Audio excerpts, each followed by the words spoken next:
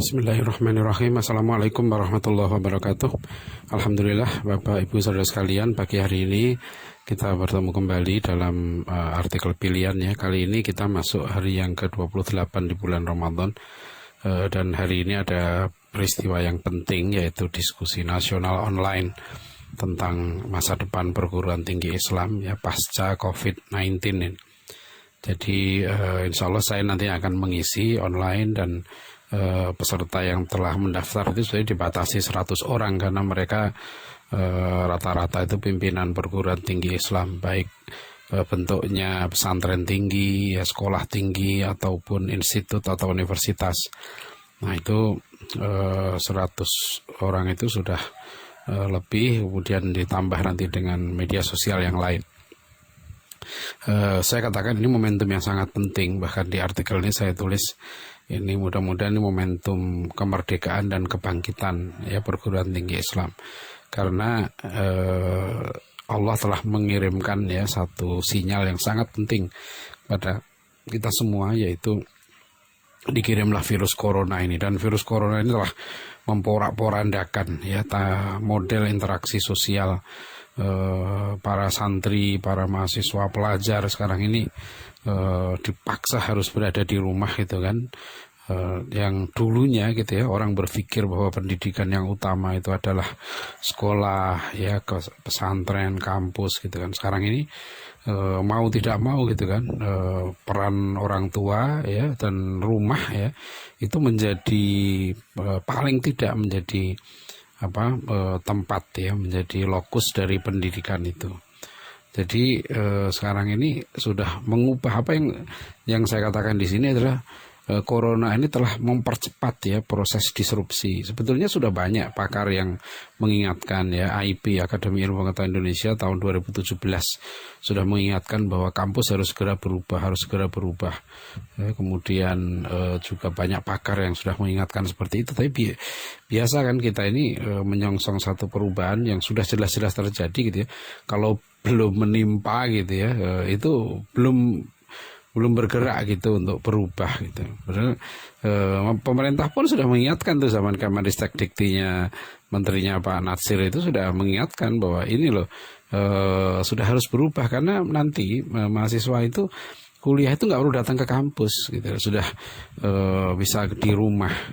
Ya, jadi kampus yang dulunya menjadi tempat pembinaan, pendidikan gitu, itu dengan gedung-gedung yang sangat megah, itu nanti pelan-pelan itu akan berkurang peran itu, karena itu sudah bisa digantikan dengan MOOC namanya gitu, Massive Open Online Courses ini. Jadi ini sudah diingatkan, tapi kan sekarang dipaksa oleh corona untuk berubah gitu loh. Nah sekarang bagaimana perguruan tinggi Islam gitu? Nah sekarang kita mengakui masih banyak lembaga pendidikan tinggi itu yang diadakan gitu masih mengikuti pasar, membentuk prodi untuk mengikuti pasar ini. Kita ada tuntutan pasar ya kan, ya dalam tanda kutip sebetulnya jual beli ijazah gitu ya, dalam tanda kutip itu yang terpenting, karena orang sekarang masuk perguruan tinggi mau nyari apa? Sekarang kan yang utama mereka itu kan, yang sekarang ini ya, yang motifnya kan dapat pengetahuan, kemudian dapat skill gitu kan, kemudian dapat ijazah untuk melamar kerja, ya untuk bekerja gitu.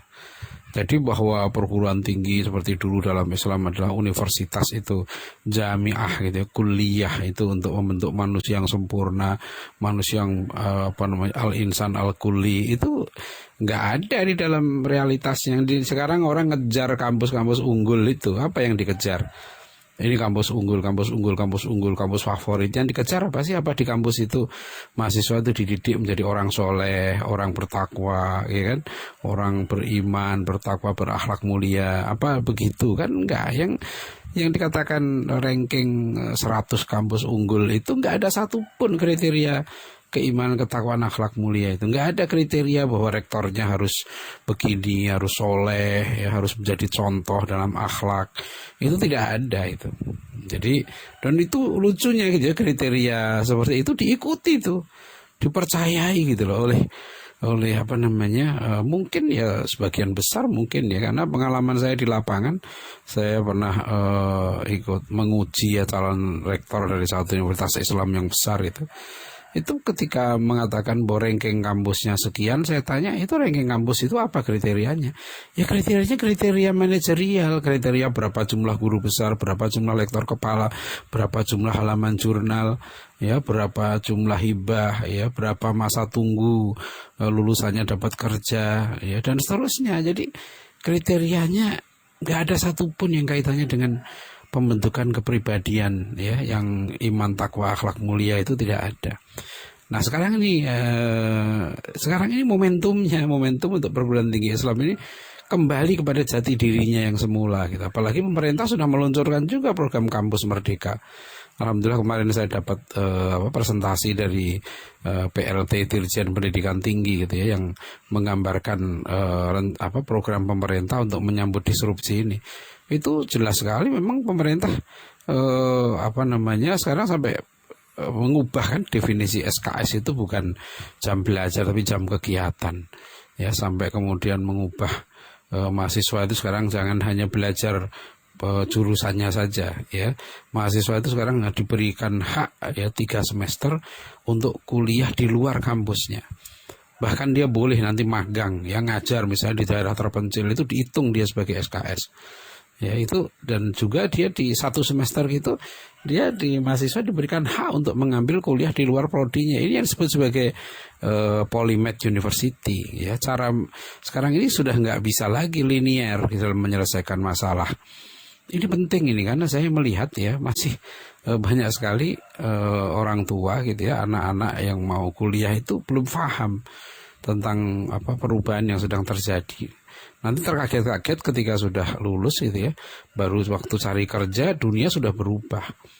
Nah, jadi yang kan kita bentuk seharusnya perguruan tinggi Islam itu adalah membentuk manusia pembelajar, manusia berakhlak mulia, manusia yang siap belajar ya sepanjang hayatnya. Itu persis seperti yang dipresentasikan tentang sikap pembelajar ini oleh PLT Dirjen Dikti. Hanya memang tentu tekanannya berbeda. Perguruan tinggi Islam itu tadi saya bilang harus kembali kepada jati dirinya, ya jati diri untuk menjadi satu tempat di mana disitulah ya orang-orang baik itu dihasilkan. Ini kembali pada pemikiran Prof. Naqib Alatas. The purpose for seeking knowledge in Islam is to inculcate goodness or justice in man as man. Ya, dan ini yang nggak bisa diganti oleh teknologi. Ya, kalau sekarang mau cari wawasan ilmu pengetahuan, kuliah-kuliah terbaik di berbagai bidang itu ada semua di internet. Yang nggak bisa digantikan itu adalah menanamkan nilai-nilai ya akhlakul karimah, menanamkan nilai-nilai adab, ya menanamkan nilai-nilai kebaikan atau keadilan. Itu yang nggak bisa dilakukan oleh teknologi. Itu harus dilakukan oleh manusia. Harus ada proses interaksi di situ. Jadi harus ada perubahan yang mendasar gitu ya, dari peran rektor ya, peran dosen dan juga orang tua, mahasiswa sudah harus berubah ya cara berpikirnya tentang universitas. Jadi kenapa seperti misalnya kami mendirikan At-Taqwa College ini, kami menekankan bahwa ini adalah inti pendidikan tinggi. Ya, adapun nanti anak itu mau mengambil ijazah di mana, mengambil skill ya, itu insya Allah itu mudah. Kalau ya kan adabnya, akhlaknya, ya akidahnya, imannya itu sudah terbentuk. Ya, kalau sering saya bilang ke mahasiswa, kalau kamu kuliah di sini ya malas jamaah, malas salat tahajud, malas untuk beribadah gitu ya, tidak jujur ya, akhlaknya tidak baik, saya bilang nggak ada gunanya di sini. Lebih baik kamu di tempat lain, karena di sini itu yang kita pentingkan adab atau akhlak itu. Ya, dan di sini tidak gratis ya, karena namanya pembelajaran itu perlu pembiayaan yang mahal ya. Jadi itu harus disadari bahwa penanaman akidah, akhlak ya itu sesuatu yang terpenting ya dalam proses pendidikan itu.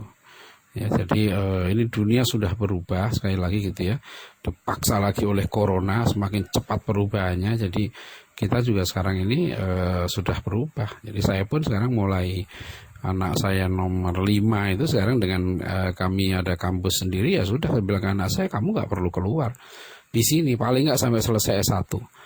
Nah, sampai selesai S1. Nah, tapi kan kita non formal, betul At-Taqwa College ini non formal. Nah, S1-nya mudah, bisa kuliah online di mana saja. Ya, tapi nilai-nilai akhlak, nilai pembelajaran, ya.